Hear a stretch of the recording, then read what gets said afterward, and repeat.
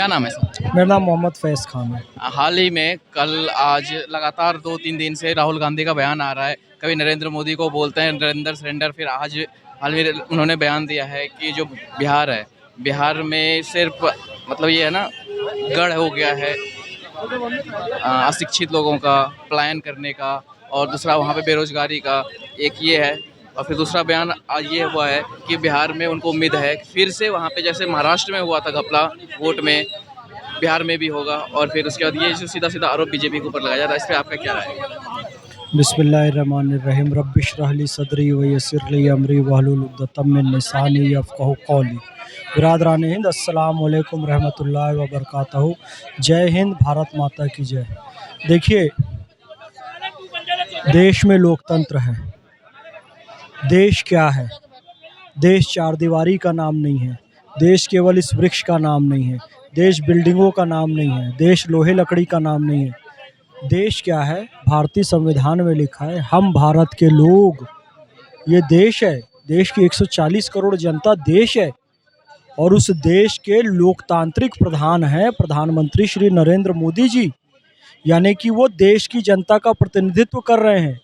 और जब आप ये कहते हो कि नरेंद्र सरेंडर जैसे अपमानजनक शब्दों का प्रयोग करते हो, तो आप पाकिस्तान के पोस्टर बॉय बनते हो। आप ये कह रहे हो कि भारत ने सरेंडर कर दिया है। आप जिस देश में रह रहे हो, जिस थाली में खा रहे हो, उसमें छेद कर रहे हो।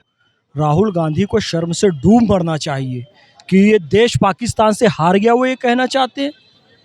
जबकि मसूद अजहर वहाँ पर रो रहा है, मौलाना मसूद अजहर, कि मेरे परिवार के लोगों को मार दिया, वहाँ के 9 आतंकी ठिकानों को चुन के मारा, प्रूफ दिया।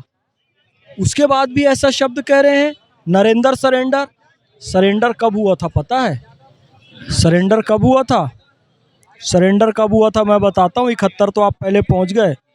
1947 में पंडित जवाहरलाल नेहरू ने एडविना माउंटबेटन और लॉर्ड माउंटबेटन के सामने सरेंडर किया था, तब पाकिस्तान बना था। यूएनओ के सामने नेहरू जी ने सरेंडर किया था, तब पाक ऑक्यूपाइड कश्मीर बना था। चीन के सामने, हिंदी चीनी भाई भाई चाओ एन लाई के सामने सरेंडर किया था नेहरू जी ने, तब कैलाश मानसरोवर इस देश से चला गया था। आज कैलाश मानसरोवर आपको जाना हो, वीज़ा लेके जाना पड़ता है आपको चीन से।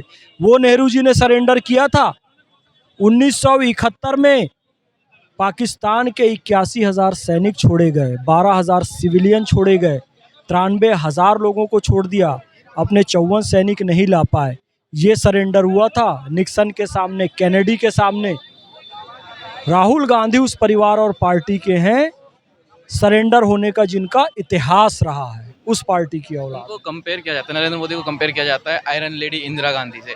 तो उनमें और इनमें क्या फ़र्क है? अभी उस ज़माने में वो अपनी जगह पे सही थी, अभी जो है इन्होंने जो अपने हिसाब से करा, इसमें अंतर है या फिर उनका सिर्फ ऐसे दिखावा है, या फिर अपने आप को बढ़ावा करना चाहते हैं? देखो, बात ये है ना, बेअमन को दुनिया में राहतें नहीं मिलती दोस्तों, बस दुआओं से जन्नतें नहीं मिलती। अपने दम पे लड़ती है अपनी जंग हर पीढ़ी। ये राहुल गांधी को कह रहा हूँ।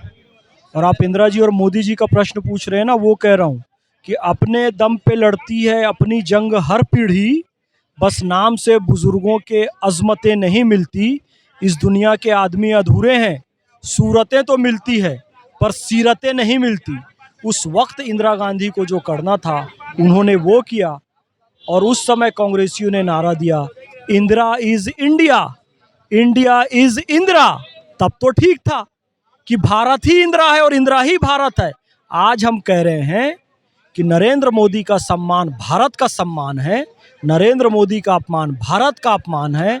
नरेंद्र सरेंडर कहते हो, यानी कि भारत को आपने सरेंडर करवा दिया, तो आप कहते हो मोदी अलग है और भारत अलग है। अरे वो देश के लोकतांत्रिक प्रधान हैं। आप कहते हो सेना अलग है और मोदी जी अलग। ये गलत बात